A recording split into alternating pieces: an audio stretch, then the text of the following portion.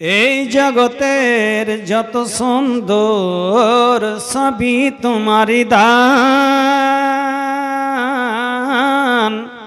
সুন্দর তুমি, তুমি অপরূপ, তুমি মহামহিয়ান,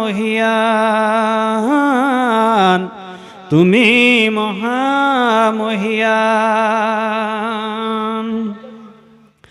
ধরনীর বুকে পেতেছ যতনে সবুজ গালিচা খানি,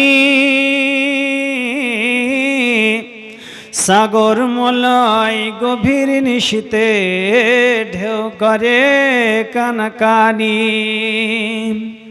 ওয়াসিম অকুল সাগর বারিধি গাহে তব জয়গান। এই জগতের যত সুন্দর সবই তোমার দান। সুন্দর তুমি, তুমি অপরূপ, তুমি মহামহিয়ান। মৃদু মলয় স্নিগ্ধতা ক্লান্ত দেহে আসি, নয়ন জুড়াই রূপালী জ্যোৎস্নাই ফুলের মধু হাসি। এতে যে সবার সমঅধিকার তোমারই ফরমান। এই জগতের যত সুন্দর সবই তোমার দান। সুন্দর তুমি, তুমি অপরূপ, তুমি মহামহিয়ান। মৃদু মলয় স্নিগ্ধতা ক্লান্ত দেহে আসি, নয়ন জুড়াই রূপালী জ্যোৎস্নাই ফুলের মধু হাসি। এতে যে সবার সমঅধিকার তোমারই ফরমান। এই জগতের যত সুন্দর সবই তোমার দান। সুন্দর তুমি, তুমি অপরূপ, তুমি মহামহিয়ান, তুমি মহামহিয়ান। মিটি মিটি জলে তারার প্রদীপ, ওই দুরু নীলিমায় পাখির কুজন নদীর কুলতান তোমারই মহিমা গায়। অনন্ত অসীম প্রেমময় তুমি, তুমি বড় দয়াবান। এই জগতের যত সুন্দর সবই তোমার দান। সুন্দর তুমি, তুমি অপরূপ, তুমি মহামহিয়ান, তুমি মহামহিয়ান।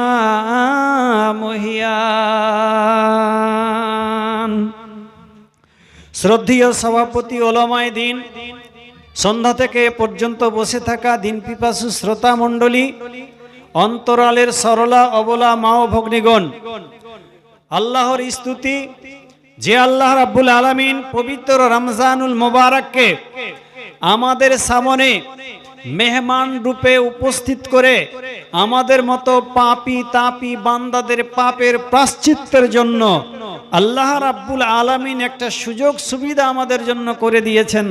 সেই মহান আল্লাহর দরবারে আমরা লাখো লাখো শুকরিয়া জ্ঞাপন করি। আমরা সকলেই বলি আলহামদুলিল্লাহ।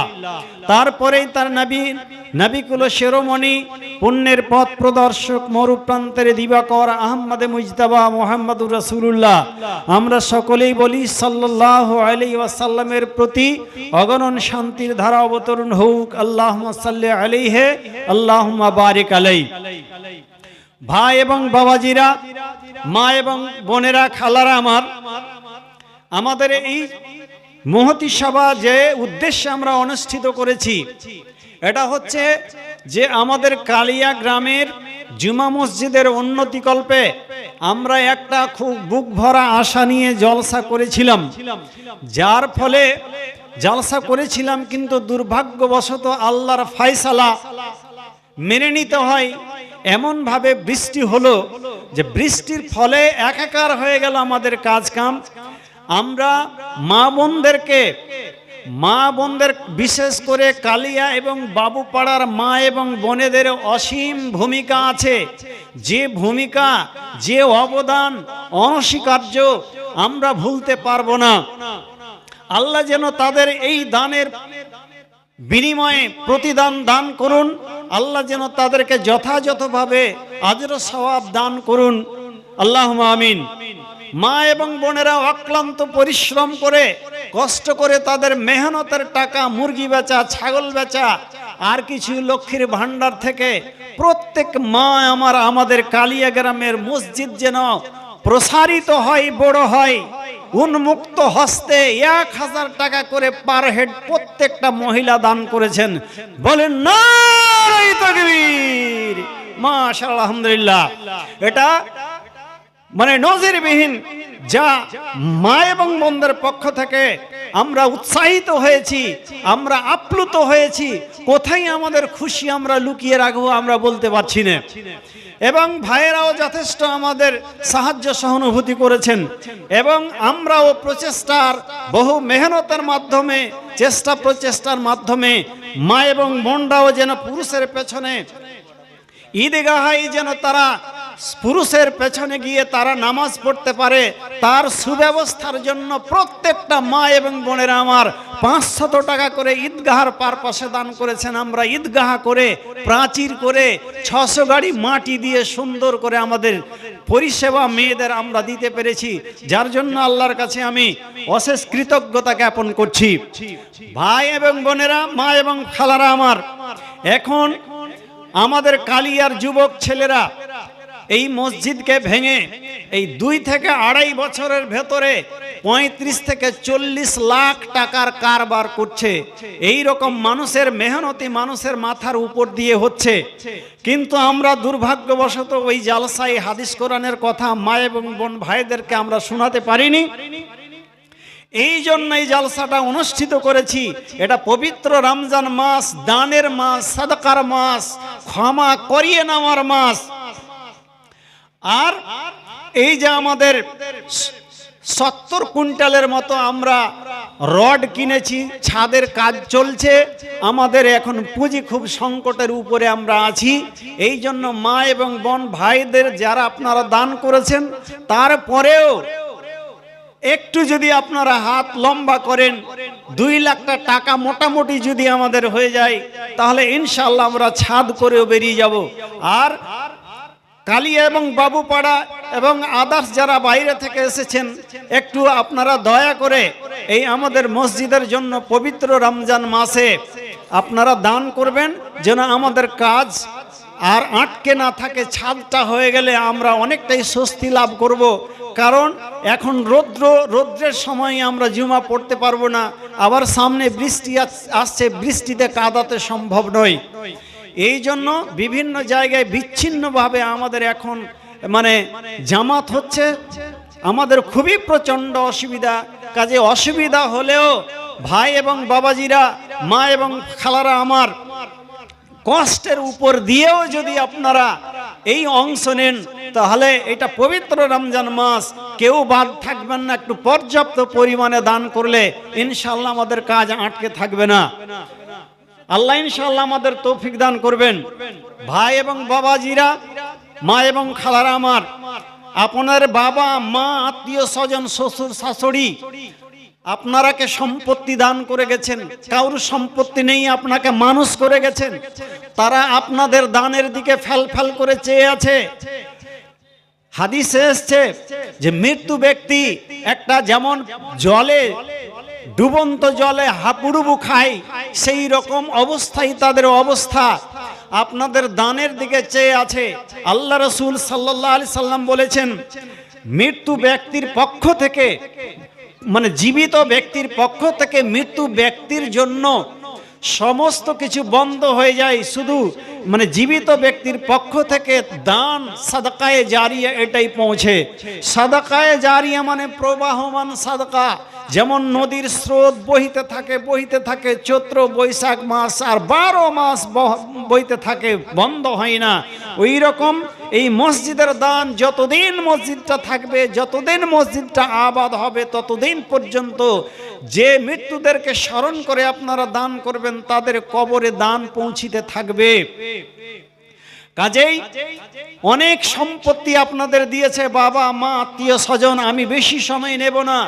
আমাদের মাওলানা বদরুদ্দোজা নদভী সাহেব, যিনি অনেক বই লিখেছেন, যিনি পিস টিভির তিনি একজন ভাষ্যকার, তিনি আমার বাড়িতে আছেন। মোটামুটি 10টা সোয়া 10টার দিকে তাকে আমরা হাজির করব। আপনাদেরকে একটু জমা করার জন্য আমি এসছি, আমি সময় বেশি নেব না। ভাই এবং বাবাজিরা, যারা আপনারা দোকানপাটে ঘুরছেন, মা এবং বোনেরা, এটা পবিত্র রমজান মাস, সারা জীবন জিলাপি পাওয়া যাবে, কিন্তু এই পবিত্র রমজান আর পাওয়া যাবে না। 11 বছর পরে পাবেন, কিন্তু 11 মাস পরে পাবেন, কিন্তু এখন পাবেন না। সুতরাং এই অবহেলা করে আপনারা দোকানপাটে ঘোরাফেরা করবেন না। এইটা অবৈধ পুরুষের সঙ্গে অবৈধভাবে মিলামেশা। আপনারা ওখানে যাবেন না, প্যান্ডেলের ভেতরে চলে আসুন। আমি আপনাদের সামনে কোরআনে কারিমের 2টা জায়গা থেকে 2টি আয়াত পাঠ করেছি। আল্লাহ রাব্বুল আলামিন আপনাদের অফুরন্ত নেয়ামত দান করেছেন, চোখ দান করেছেন, হাত দান করেছেন, পা দান করেছেন, মস্তিষ্ক দান করেছেন, চামড়া দান করেছেন। আল্লাহ তাআলা অনেক কিছু আমাদের দিয়েছেন। আল্লাহ তাআলা বলছেন, একটু স্মরণ করিয়ে দিতে চান, আলাম নাজআল লাহু আইনাইনে, হে বান্দারা আমার, আমি তোমাদের প্রভু, আমি তোমাদের স্রষ্টা। আলাম নাজআল লাহু আইনাইনে, আমি কি তোমাদের 2টি চক্ষু দান করিনি? আল্লাহর একটা অফুরন্ত বিশাল নেয়ামত হচ্ছে চোখ। এই চোখ দিয়ে আমরা দেখছি। একটা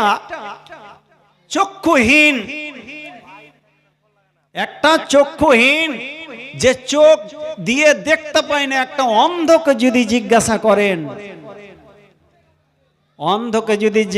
করেন যে চোখের কি মূল্য, সে বলতে পারবে চোখ কি মূল্যবান। আল্লাহ তাআলা আপনাকে চোখ 2টো দান করেছেন। আপনি রাস্তা দেখে চলছেন, রাস্তা দেখে মানে খাচ্ছেন, চলাফেরা করছেন, উঠা বসা করছেন। আল্লাহ তাআলার পৃথিবীতে অনেক নেয়ামত আছে, সেগুলিকে আপনি দেখতে পাচ্ছেন। আকাশের রং কি, সাদা কাকে বলা হয়, কালো কাকে বলা হয়, হলুদ নীল কাকে বলা হয়, আপনি বুঝতে পারছেন। কিন্তু অন্ধকে যদি জিজ্ঞাসা করেন তাহলে সে কিন্তু বলতে পারবে না সাদা কাকে বলা হয়, কালো কাকে বলা হয়, নীল কাকে বলা হয়, আর কাকে মানে বাদামি কালার বলা হয়, কিছুই বলতে পারবে না, অরেঞ্জ কালার বলতে পারবে না। একটা অন্ধ ব্যক্তি তার স্ত্রীকে নিয়ে জীবন যাপন করছে, ছেলেরা তাকে বাবা বলে ডাকছে, আব্বা বলে ডাকছে, স্বামী বলে তার স্ত্রী তাকে ডাকছে, কিন্তু স্ত্রীর কালার কি, স্ত্রীর নাকটা কেমন, স্ত্রীর মুখখানা কেমন, স্ত্রীর দাঁতগুলো কেমন, তার গঠন প্রণালী কেমন, অন্ধ কিন্তু বলতে পারবে না। एक बर्तन में गोबर, एक बर्तन में हलवा और एक बर्तन में गोबर, अंधों के सामने रख दो दोनों बराबर। गोबर के गुले যদি একটা বাটিতে রাখা হয় আর এক বাটি যদি হালুয়া দেওয়া হয়, অন্ধ ব্যক্তিকে যদি কি করা হয়, দেওয়া হয়, এটাও তাকে নরম লাগবে, এটাও তাকে নরম লাগবে। তাহলে চোখটা আল্লাহর কত মূল্যবান জিনিস। এই চোখকে ভালো কাজে ব্যবহার করতে হবে, চোখকে ভালো কাজে ব্যবহার করতে হবে। होता है राज इश्क मोहब्बत उन्हीं से फास, आंखें जुबान नहीं हैं मगर बेजुबान नहीं। মানুষ প্রেম প্রীতি করে মুখের কথায়, আর একটা কিসে, চোখের ইশারা ইঙ্গিতে। চোখের ইশারা ইঙ্গিতে প্রেম হয়। হ্যাঁ, এই জন্য কবি বলছে, হোতা হ্যায় রাজ ইশকো মোহাব্বত উन्हीं से फास आंखें जुबां नहीं हैं मगर बेजुबां नहीं। চোখের জবান আছে নাই, কিন্তু চোখকে এটাও বলা যাবে না যে চোখের মুখ নেই। মুখ দিয়ে যেমন প্রেম ভালোবাসা হয়, চোখের ইশারা ইঙ্গিতেও ভালোবাসা হয়। আল্লাহ তাআলা দুটা চক্ষু আপনাকে দান করেছেন ভালো কাজে ব্যবহার করার জন্য। আপনি পাহাড়ের দিকে তাকান, আকাশের দিকে তাকান, আল্লাহ তাআলা রং বিরঙের নিয়ামত দান করেছেন, সেই দিকে তাকান এবং গবেষণা করেন, দিয়ে আল্লাহর সত্তাকে আপনি খুঁজে বের করুন। আল্লাহ তাআলা বলছেন, আলাম নাজআল লাহু আইনাইনি ওয়া লিসানান ওয়া শাফাতাইন, আমি কি তোমাকে দুটি চক্ষু দান করিনি? আমি তোমাকে দুইটি ঠোঁট দান করিনি? এই যে ঠোঁট দুটো দান করেছেন আল্লাহ তাআলা, কত মূল্যবান ঠোঁট! যদি আপনার ঠোঁটটা না থাকে, অষ্টদয় না থাকে, তাহলে আপনার কথা কিন্তু বের হবে না। পুরোটাই আছে, যদি মাঝখান যদি একটু ফাঁক থাকে, কাটা থাকে, কথা কিন্তু খোনা হবে। হ্যাঁ, একটা মেয়ে লোক, ওর পতিনের বিয়ে হয় না, তো খুব তারিফ করছে পতিনের। হ্যাঁ, আমার পতিন এটা জানে, ওটা জানে, সেটা জানে, অনেক কিছু জানে, কিন্তু শাক রান্না করতে কথাটা ভুলে গেছে।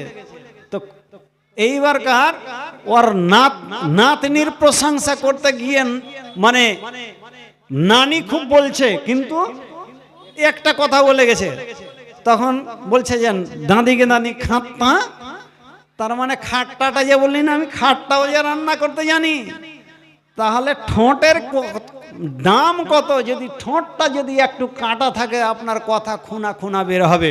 আল্লাহ তাআলা বলছেন, আলাম নাজআল লাহু আইনাইনি ওয়া লিসানান ওয়া শাফাতাইন ওয়া হাদাইনাহুন নাজদাইন, আমি তোমাদের দুটি চক্ষু দান করেছি, আর তোমাকে দুটি ঠোঁট দান করেছি, এবং তোমাকে আমি দুটি পথ দেখিয়েছি।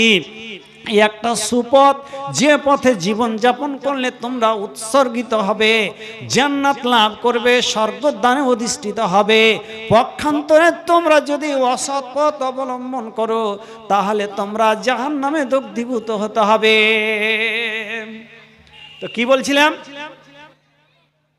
বানু ইসরাইলের যুগে তিনটা লোক, চোখের কি মূল্য আপনাদের একটু বলি।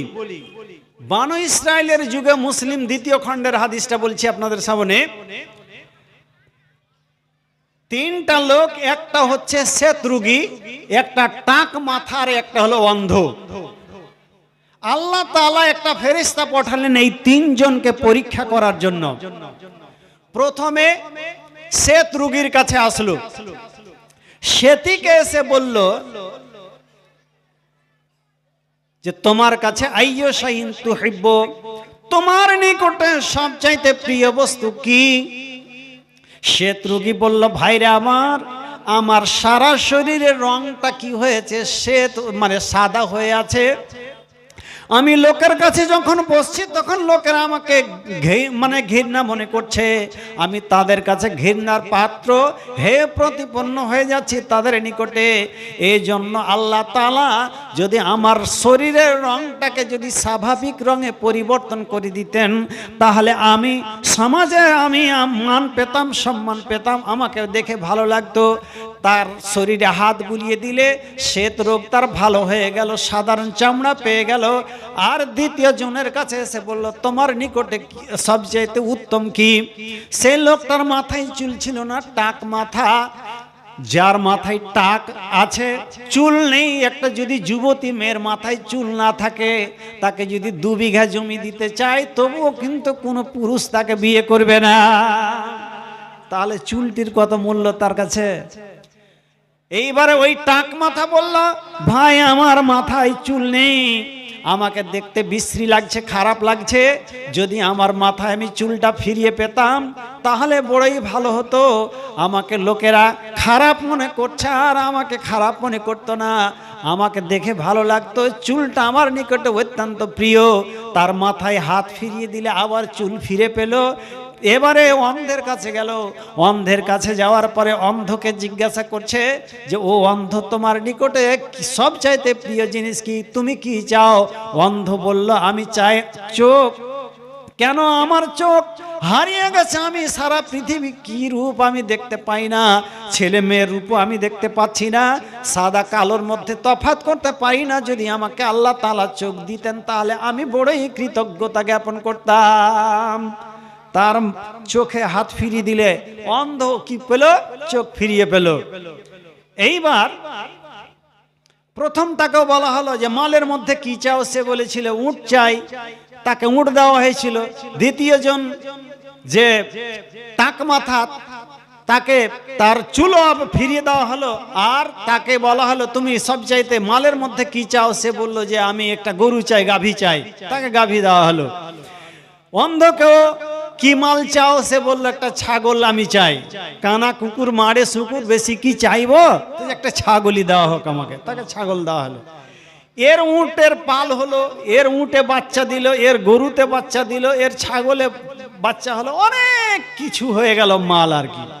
ওই ফেরেশতাটা, যে ফেরেশতা প্রথমে এসে আল্লাহর নির্দেশে তাদের শরীরে হাত বুলিয়ে, চোখে হাত বুলিয়ে সব কিছু ফেরত পেয়েছিল আল্লাহর নেয়ামত, কিছুদিন পরে ওই আবার ফেরেশতা মানুষের রূপ ধারণ করে এসছে, ভিক্ষুকের রূপ ধারণ করে। এবারে প্রথমে শ্বেত রোগীর কাছে এসেছে। ও ভাই, রাজুলুন মিসকিন ইনকাতাদ বিয়াল হেবাল ফালা বালাগালি ইল্লা বেকা ইল্লা বিল্লাহি সুম্মা বেকা। ভাই আমি মুসাফির মানুষ, পথের সম্বল নাই, টাকা নাই, পয়সা নাই, বিদেশে এসে আমি ফেসে গেছি, টাকা কিছুই নাই, বাড়ি যেতে পারি না। আমি আল্লাহর ওয়াস্তা দিয়ে আমি তোমার কাছে চাইছি যে আল্লাহ তাআলা তোমাকে সম্পদশালী করেছেন, টাকা দিয়েছেন, ধনমাল দান করেছেন, তুমি দয়া করে আমার ব্যবস্থা করে দাও বাড়ি যাওয়ার জন্য। সে বলল